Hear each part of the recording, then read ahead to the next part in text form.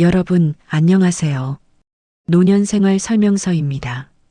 오늘은 우리가 매일 마주하는 디지털 환경에서 어떻게 나를 지킬 수 있는지에 대해 이야기해 보려고 합니다. 아침에 눈을 뜨면 가장 먼저 무엇을 하십니까? 많은 분들이 휴대폰을 확인하실 겁니다. 그리고 그곳에는 수많은 알림들이 쌓여 있죠. 택배가 도착했습니다. 본인 확인이 필요합니다. 긴급 송금 요청, 무료 이벤트 당첨을 축하드립니다. 이 중에서 무엇이 진짜이고 무엇이 가짜일까요? 어느 날 한 분이 제게 이런 말씀을 하셨습니다. 택배 문자가 왔길래 눌러봤어요. 그냥 확인만 하려고 했는데 이상한 앱을 깔라고 하더라고요. 이상해서 끄긴 했는데 정말 택배였는지 아니었는지 지금도 모르겠어요. 또 다른 분은 이렇게 말씀하셨습니다. 은행에서 문자가 왔다고 생각했어요. 보안 업데이트 필요라고 해서 링크를 눌렀죠. 그런데 나중에 알고 보니 가짜였대요. 다행히 돈은 안 나갔지만 정말 무서웠어요. 오늘 영상에서는 디지털 환경에서 나를 지키는 구체적인 방법들을 함께 알아보겠습니다. 복잡하지 않습니다. 몇 가지만 알면 안전합니다. 먼저 문자 메시지 이야기부터 시작하겠습니다. 우리는 매일 수많은 문자를 받습니다. 은행, 택배회사, 정부기관, 쇼핑몰, 여러 곳에서 문자가 옵니다. 문제는 이 중 일부가 가짜라는 겁니다. 진짜처럼 보이지만 사실은 개인정보를 빼가거나 돈을 훔치려는 목적의 가짜 문자들이죠. 그렇다면 어떻게 구별할 수 있을까요? 첫 번째, 발신 번호를 확인하세요. 진짜 은행이나 공공기관에서 보내는 문자는 보통 짧은 숫자로 표시됩니다. 예를 들어 해시태그 1234 같은 식이죠. 이런 번호는 등록된 공식 번호입니다. 하지만 가짜 문자는 일반 휴대폰 번호로 옵니다. 010-1234-5678 같은 식이죠. 간혹 82로 시작하는 국제번호로 오기도 합니다. 물론 예외는 있습니다. 때로는 진짜 기관에서도 일반 번호로 문자를 보낼 수 있습니다. 그래서 발신 번호만으로는 완전히 확신할 수 없습니다. 하지만 첫 번째 확인 지점으로는 유용합니다. 두 번째, 링크 주소를 확인하세요. 가짜 문자의 가장 큰 특징은 이상한 링크가 있다는 겁니다.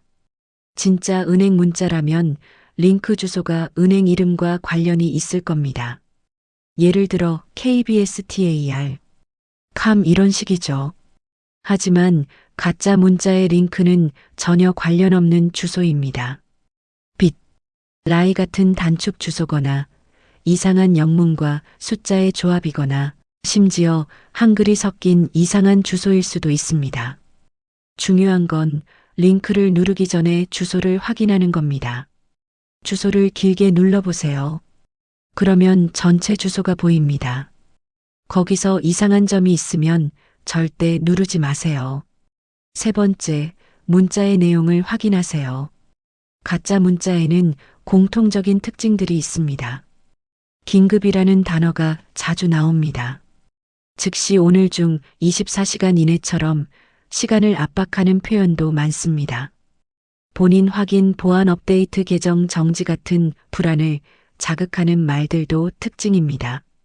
그리고 당첨 무료 혜택처럼 욕심을 자극하는 단어들도 위험 신호입니다.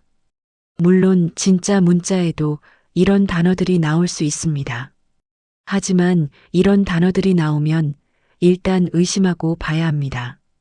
구체적인 사례를 하나 말씀드리겠습니다. 어느 분이 이런 문자를 받았습니다. 고객님의 택배가 배송 중 문제가 발생했습니다. 확인을 위해 아래 링크를 클릭해 주세요. 이분은 실제로 택배를 기다리고 있었습니다.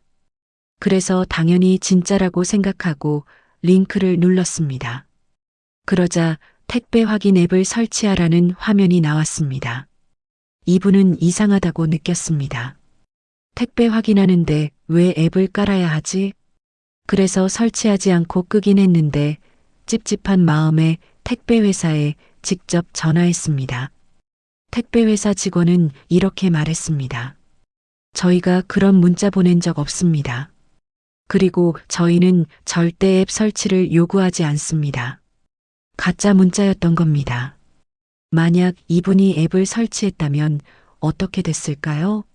그 앱은 개인정보를 빼가거나 휴대폰을 원격 조종하거나 심지어 계좌에서 돈을 빼갈 수도 있었을 겁니다.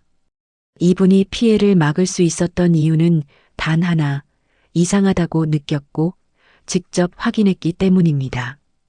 그렇다면 의심스러운 문자를 받았을 때 어떻게 해야 할까요?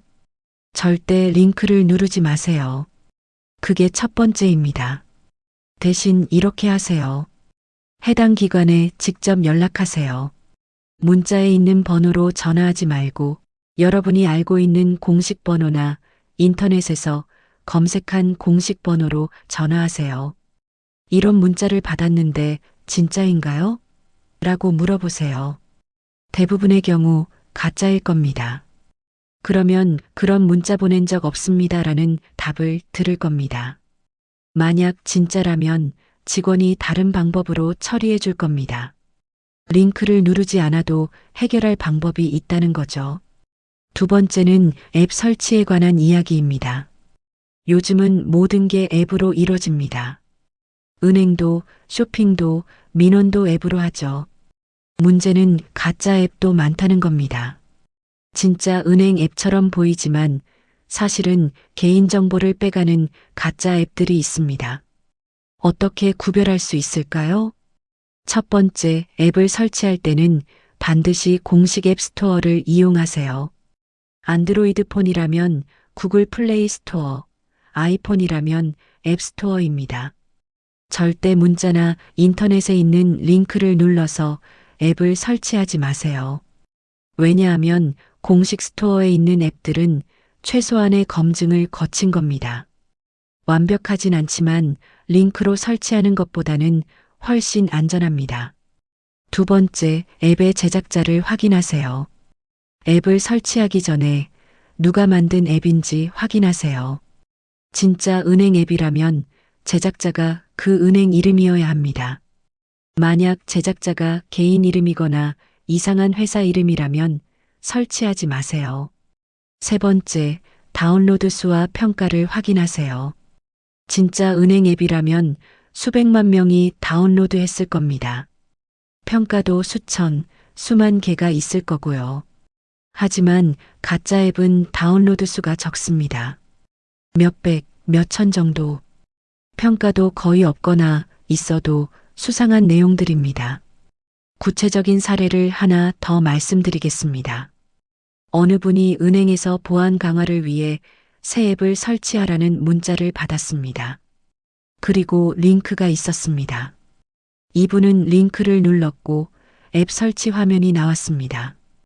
앱 이름도 은행 이름과 비슷했고 아이콘도 진짜처럼 보였습니다. 그래서 설치했습니다.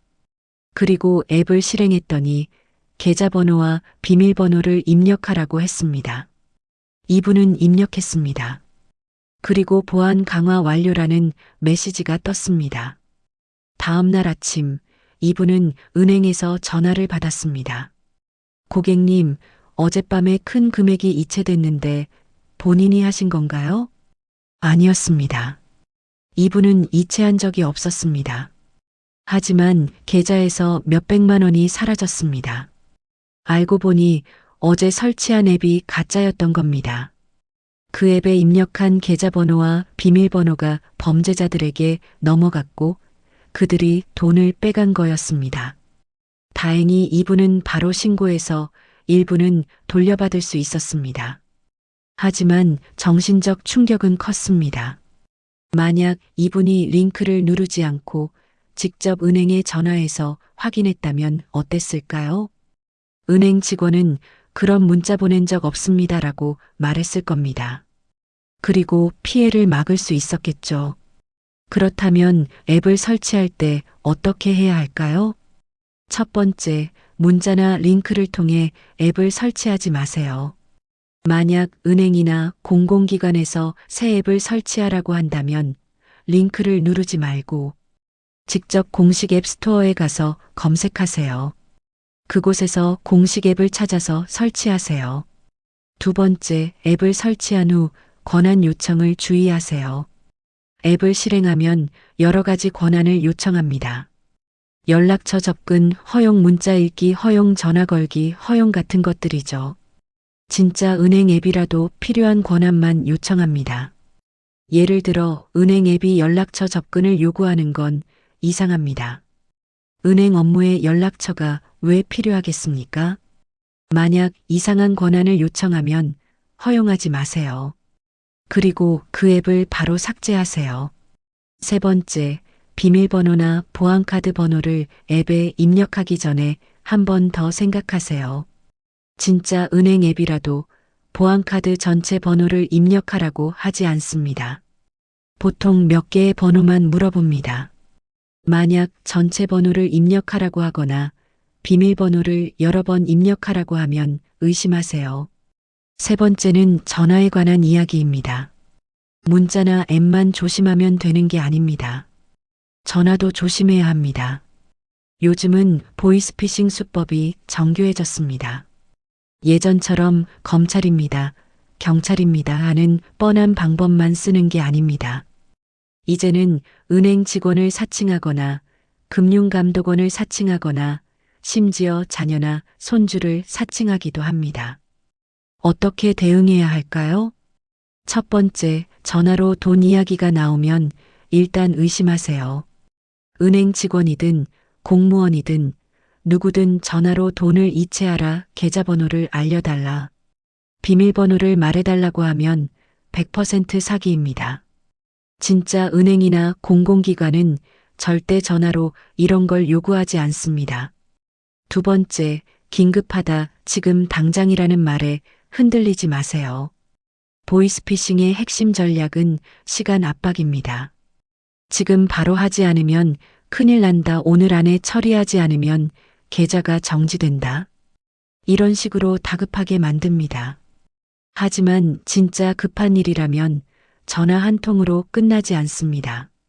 공식 문서가 오거나 직접 방문하라는 안내가 있을 겁니다. 세 번째, 끊고 직접 확인하세요. 의심스러운 전화를 받으면 일단 끊으세요. 확인하고 다시 연락드리겠습니다라고 말하고 끊으면 됩니다. 그리고 그 기관의 공식 번호로 직접 전화하세요. 상대방이 준 번호가 아니라 여러분이 아는 번호나 인터넷에서 찾은 공식 번호로요. 방금 전화를 받았는데 확인 좀 해주실 수 있나요? 라고 물어보세요. 대부분의 경우 그런 전화 한 적 없습니다라는 답을 들을 겁니다. 구체적인 사례를 하나 말씀드리겠습니다. 어느 분이 은행에서 전화를 받았습니다. 고객님 명의로 대출 신청이 들어왔습니다. 혹시 신청하신 적 있으세요? 이분은 대출 신청한 적이 없었습니다. 아니요, 저는 신청 안 했는데요. 전화한 사람이 말했습니다. 그럼 누군가 고객님 명의를 도용한 겁니다. 지금 바로 확인하지 않으면 큰 피해가 발생할 수 있습니다. 이분은 당황했습니다. 그럼 어떻게 해야 하나요? 지금 바로 본인 확인을 해야 합니다. 계좌번호와 비밀번호를 말씀해 주시겠어요? 여기까지 들었을 때 이분은 이상하다고 느꼈습니다. 은행에서 비밀번호를 전화로 물어볼 리 없는데, 그래서 이렇게 말했습니다. 제가 직접 은행에 방문해서 확인하겠습니다. 전화한 사람은 다급하게 말했습니다. 지금 바로 하지 않으면 늦습니다. 하지만 이분은 끊었습니다. 그리고 은행에 직접 전화했습니다. 은행 직원은 이렇게 말했습니다. 그런 전화 한 적 없습니다. 전형적인 보이스피싱입니다. 이분은 피해를 막을 수 있었습니다. 만약 이분이 전화한 사람의 말을 믿고 계좌번호와 비밀번호를 알려줬다면 어땠을까요? 통장이 비어 있었을 겁니다. 지금까지 문자, 앱, 전화에서 조심해야 할 것들을 살펴봤습니다. 그런데 많은 분들이 이런 생각을 하십니다. 나는 조심하는 편인데 그래도 당할 수 있을까? 요즘 사기꾼들은 너무 정교해서 구별하기 어렵지 않나? 맞습니다. 요즘 디지털 사기는 정말 정교합니다. 진짜와 거의 구별이 안 될 정도로 잘 만들어져 있습니다. 하지만 한 가지 분명한 사실이 있습니다. 아무리 정교해도 결국은 여러분의 행동을 유도해야 합니다. 링크를 누르게 하거나 앱을 설치하게 하거나 정보를 입력하게 하거나 돈을 보내게 해야 합니다. 그리고 그 과정에는 반드시 이상한 점이 있습니다. 왜 이걸 지금 당장 해야 하지? 왜 링크를 눌러야 하지? 직접 확인하면 안 되나? 왜 비밀번호를 물어보지? 은행에서 비밀번호를 전화로 물어볼 리 없는데? 이런 의문이 드는 순간 멈추세요. 그리고 확인하세요. 그게 가장 확실한 방어입니다. 오늘 이야기를 정리하면서 디지털 안전을 위한 3가지 원칙을 말씀드리겠습니다. 첫 번째 원칙, 의심하세요. 긴급 본인 확인 당첨 이런 단어가 나오면 일단 의심하고 보세요. 아무리 진짜처럼 보여도 일단 의심하는 게 안전합니다. 두 번째 원칙, 직접 확인하세요. 링크를 누르지 말고 전화번호를 믿지 말고 직접 공식 경로로 확인하세요. 조금 번거롭더라도 직접 확인하는 게 가장 안전합니다. 세 번째 원칙, 절대 서두르지 마세요. 지금 당장 오늘 안에 이런 압박에 흔들리지 마세요. 진짜 급한 일이라면 다른 방법이 있을 겁니다. 시간을 두고 천천히 확인하세요. 이 3가지만 기억하세요. 그러면 대부분의 디지털 사기를 막을 수 있습니다. 마지막으로 한 가지 더 말씀드리고 싶습니다. 디지털 환경이 낯설고 어렵다고 해서 주눅들 필요는 없습니다. 사기꾼들은 시니어는 디지털을 잘 모른다는 편견을 이용합니다. 그래서 복잡한 용어를 쓰고 급하게 몰아가고 전문가인 척하는 겁니다. 하지만 여러분은 충분히 방어할 수 있습니다. 복잡한 기술을 이해할 필요는 없습니다. 다만 몇 가지 원칙만 지키면 됩니다. 의심하고 확인하고 서두르지 않기. 이것만으로도 충분합니다. 그리고 만약 실수로 링크를 눌렀거나 정보를 입력했다면 즉시 은행에 연락하고 경찰에 신고하세요. 빨리 대응할수록 피해를 줄일 수 있습니다. 부끄러워할 필요 없습니다. 누구나 실수할 수 있습니다. 중요한 건 빨리 조치하는 겁니다. 오늘 영상이 여러분의 디지털 생활을 조금 더 안전하게 만드는데 도움이 되었기를 바랍니다. 다음 영상에서는 오프라인으로 돌아가겠습니다. 무료 체험 상담 이런 달콤한 말들 뒤에 숨은 위험 신호들을 함께 살펴보겠습니다. 온라인에서도 오프라인에서도 우리는 스스로를 지킬 수 있습니다. 감사합니다.